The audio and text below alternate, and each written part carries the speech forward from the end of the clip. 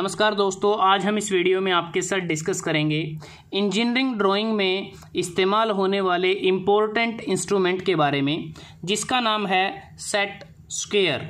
अगर हम बात करें सेट स्क्वायर की, इसका इस्तेमाल क्यों किया जाता है, जब भी हमें ड्राइंग शीट पर इंजीनियरिंग ड्राइंग बनानी होती है तो उस समय हमें जो भी स्ट्रेट लाइन अगर ड्रॉ करनी है या फिर इंक्लाइंड लाइन कोई एंगल पे अगर हमें ड्रॉ करनी है तो हम सेट स्क्वायर का इस्तेमाल करते हैं। वैसे तो हम हॉरिजॉन्टल लाइन को ड्रा करने के लिए टी स्क्वायर का इस्तेमाल करते हैं, लेकिन अगर हमें अलग से स्ट्रेट लाइन ड्रॉ करनी है तो उस केस में सेट स्क्वायर का इस्तेमाल किया जाता है।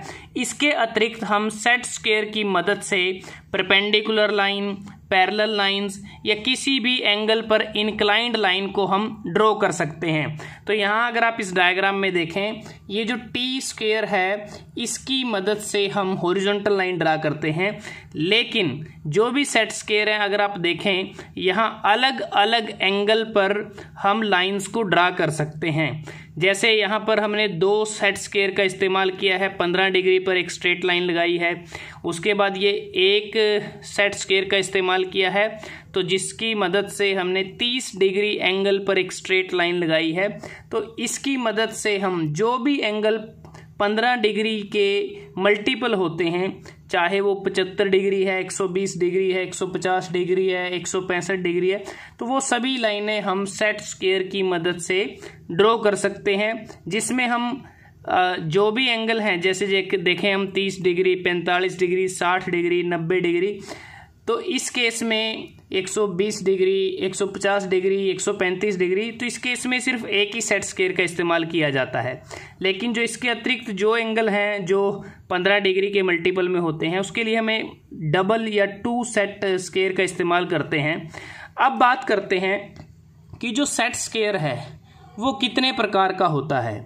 अगर आप इस डायग्राम में देखें, जो सेट स्क्वायर है वो मुख्यतः 2 प्रकार के होते हैं। एक होता है 30 डिग्री 60 डिग्री सेट स्क्वायर, जो आपको इस डायग्राम में नज़र आ रहा है। जैसा कि इस सेट स्क्वायर में 3 एजेस हैं, एक एज पर 90 डिग्री का एंगल है, दूसरे एज पर 30 डिग्री का है, तो तीसरे एज पर 60 डिग्री का है। तो इसमें 30 और 60 डिग्री के एंगल होते हैं, इसलिए इसको 30-60 डिग्री सेट स्क्वायर कहा जाता है। दूसरा मेन टाइप होता है 45 डिग्री सेट स्क्वायर।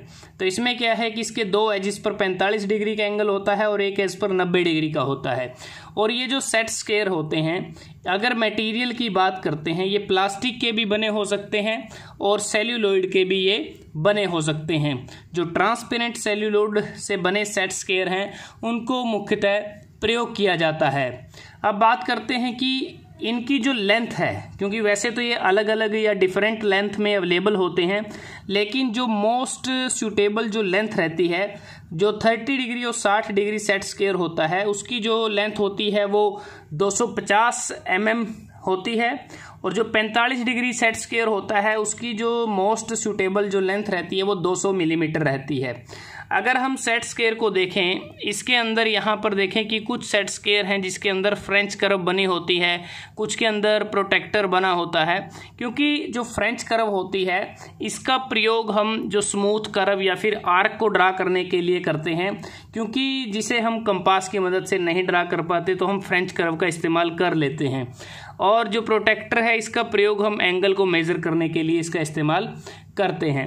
तो अगर हम बात करें, जो सेट स्क्वायर है इसको हमें कभी भी जो पेपर को ट्रिम करने के लिए इसका इस्तेमाल नहीं करना चाहिए। उससे क्या है कि इसके जो एजेस हैं वो डैमेज हो जाते हैं, और जिससे क्या है कि जब भी हम लाइन को ड्रा करेंगे, चाहे वो पैरेलल लाइन है, इंक्लाइंड लाइन है, परपेंडिकुलर लाइन है, या फिर कोई हॉरिजॉन्टल लाइन है या फिर स्ट्रेट लाइन है, तो उसकी एक्यूरेसी कम हो जाती है ड्रॉ करने की, अगर हम इसकी मदद से पेपर को ट्रिम कर लेंगे।